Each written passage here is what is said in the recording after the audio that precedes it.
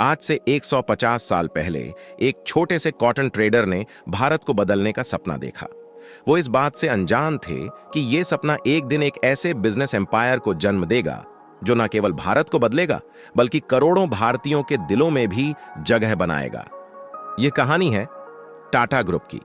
जमशेद जी टाटा, जिनका जन्म 1839 में हुआ, उन्होंने अपनी शिक्षा पूरी कर 1858 में अपने पिता के साथ कॉटन ट्रेडिंग का बिजनेस शुरू किया।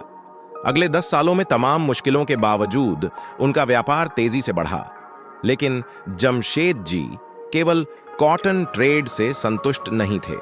वो खुद कॉटन से कपड़े मैन्युफैक्चर करना चाहते थे। 1977 में उन्होंने नागपुर में एम्प्रेस मिल की स्थापना की। हालांकि वहां के वर्कर्स का रवैया ठीक नहीं था, लेकिन जमशेद जी ने एक इनोवेटिव समाधान निकाला। वर्कर्स के लिए प्रोविडेंट फंड, मेडिकल इंश्योरेंस और फैमिली डे जैसे इवेंट्स शुरू किए। इससे वर्कर्स की परफॉर्मेंस और अटेंडेंस में जबरदस्त सुधार आया। 1880 के दशक में जब भारत में स्वतंत्रता की मांग बढ़ रही थी, जमशेद जी ने सोचा कि देश को स्वतंत्र होने के साथ साथ आर्थिक रूप से भी आत्मनिर्भर बनना होगा। इसी सोच के साथ उन्होंने अलग अलग क्षेत्रों में और भी भारतीय व्यवसायियों की नींव रखी।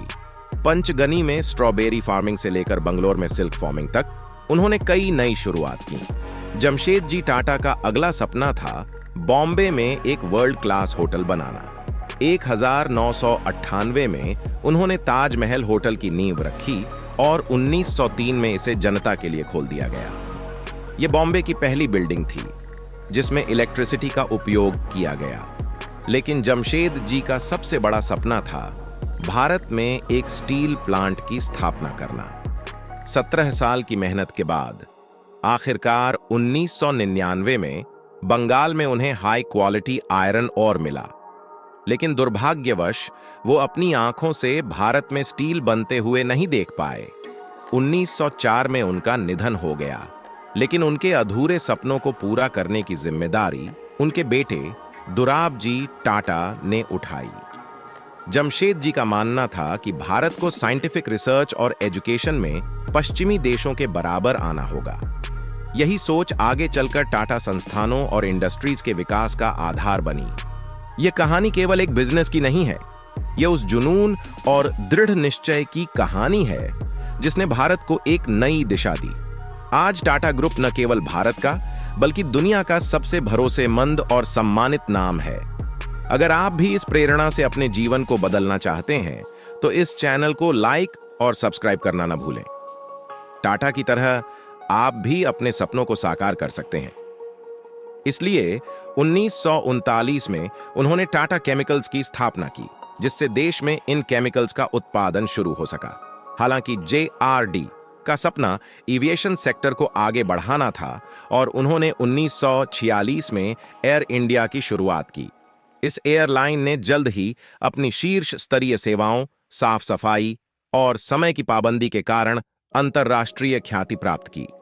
एयर इंडिया के मस्कॉट महाराजा ने भारतीय अतिथि सत्कार और रॉयल स्टैंडर्ड्स को दर्शाया, लेकिन 1953 में सरकार ने एयर इंडिया का राष्ट्रीयकरण कर लिया, जिससे इस एयरलाइन की गुणवत्ता और समय की पाबंदी में गिरावट आई।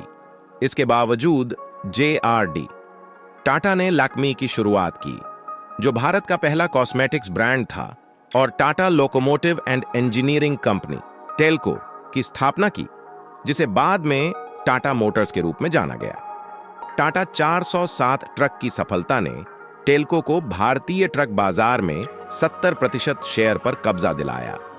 भारत के कठिन समय में, जैसे 1962 की चीन भारत युद्ध और 1965 की भारत पाकिस्तान युद्ध के दौरान JRD टाटा ने सरकार और सेना को हर संभव मदद दी। उन्होंने इंडियन एयरफोर्स के लिए एक 10 वर्षीय डिफेंस प्रिपेयर्डनेस प्लान तैयार किया, जिसमें सिग्नलिंग इक्विपमेंट, रडार और स्पेयर पार्ट्स की जरूरतों को शामिल किया गया। उनके इस योगदान से सरकार और भारतीय वायुसेना को काफी मदद मिली।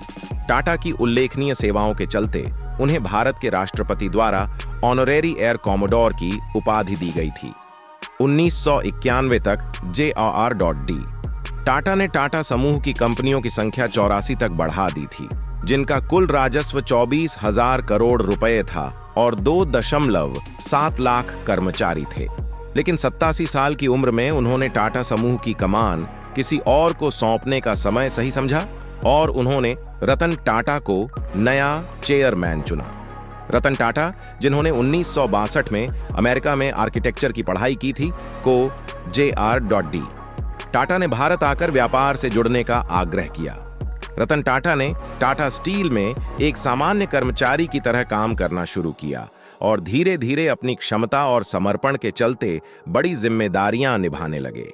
उन्होंने कई कंपनियों को घाटे से निकालकर मुनाफे में पहुंचाया, जैसे एम्प्रेस मिल और नेल्को। 1991 में चेयरमैन बनने के बाद रतन टाटा ने महसूस किया कि टाटा समूह उच्च तकनीक क्षेत्रों में पीछे था, जैसे कंप्यूटिंग और आर्टिफिशियल इंटेलिजेंस। उन्होंने टाटा समूह को नई ऊंचाइयों पर ले जाने के लिए बड़े कदम उठाए। रतन टाटा ने भारत में एक पूरी तरह से स्वदेशी कार्य बनाने का सपना देखा और 1998 में उन्होंने टाटा इंडिका लॉन्च की। यह भारत की पहली कार थी जिसे पूरी तरह से भारत में डिजाइन और निर्मित किया गया था। इसके बाद उन्होंने टीसीएस पर ध्यान केंद्रित किया, जो पहले केवल एडमिनिस्ट्रेटिव सेवाओं पर केंद्रित थी। रतन टाटा ने टीसीएस को सॉफ्टवेयर सेवाओं में शिफ्ट किया, जिससे कंपनी ने दुनिया की प्रमुख संस्थाओं के लिए कस्टमाइज्ड सॉफ्टवेयर बनाना शुरू किया। टीसीएस का आईपीओ लाकर रतन टाटा ने इसे और भी विस्तारित किया, जिससे आज टीसीएस भारत की सबसे बड़ी आईटी कंपनी बन गई है। इसके बाद उन्होंने भारतीय मध्यम वर्ग के लिए एक सस्ती कार का सपना देखा, जिसे टाटा नैनो के रूप में 2009 में लॉन्च किया गया। नैनो की कीमत मात्र 1 लाख रुपए थी, लेकिन दुर्भाग्य से नैनो एक असफलता साबित हुई। इसका सबसे बड़ा कारण यह था कि भारतीय समाज में कार को एक स्टेटस सिंबल के रूप में देखा जाता है और नैनो के सस्ते दाम ने इसे उस प्रतिष्ठा से जोड़ने में विफल कर दिया। टाटा मोटर्स ने टाटा नैनो की असफलता से उपभोक्ता व्यवहार के बारे में बहुत कुछ सीखा और यह अनुभव उनकी मौजूदा उत्पाद श्रृंखला में साफ देखा जा सकता है। आज टाटा मोटर्स टाटा समूह की सबसे ज्यादा राजस्व कमाने वाली कंपनी बन चुकी है। रतन टाटा का विजन यह था कि भारतीय कंपनियां केवल भारत तक सीमित न रहें, बल्कि वैश्विक स्तर पर भी अपना व्यवसाय फैलाएं। इसी सोच के तहत उन्होंने विदेशी बाजारों में विस्तार करने के लिए कई ब्रांड्स का अधिग्रहण किया।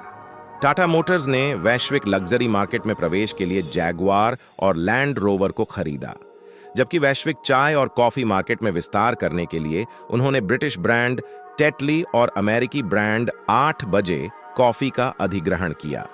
इसी तरह Tata steel, TCS, Tata chemicals और IHCL जैसी टाटा समूह की प्रमुख कंपनियों ने भी विदेशी अधिग्रहण किए। आज टाटा समूह का आधे से ज्यादा राजस्व भारत के बाहर से आता है। रतन टाटा की नेतृत्व में टाटा समूह ने कई महत्वपूर्ण उपलब्धियां हासिल की हैं। टाइटन ने दुनिया की सबसे पतली घड़ी बनाई, टीसीएस ने दुनिया का एक शक्तिशाली सुपर कंप्यूटर बनाया और टाटा स्काई के लॉन्च ने टेलीविजन मार्केट में क्रांति ला दी। रतन टाटा का कहना है, अगर तेज चलना है तो अकेले चलो, लेकिन अगर दूर तक चलना है तो सबको साथ लेकर चलो। इस विचारधारा के साथ टाटा समूह ने न केवल बड़ी कंपनियां बनाई हैं, बल्कि स्कूल, कॉलेज और अस्पताल भी स्थापित किए हैं। उन्होंने हमेशा अपने निवेशकों, कर्मचारियों, ग्राहकों और देश को साथ लेकर कारोबार किया है। इसी वजह से टाटा समूह को जितनी व्यावसायिक सफलता मिली है, उससे कहीं अधिक लोगों का सम्मान मिला है। यह थी टाटा ग्रुप की प्रेरणादायक यात्रा, एक ऐसा समूह जिसने केवल व्यावसायिक सफलता ही नहीं, बल्कि लोगों के दिलों में सम्मान भी पाया है।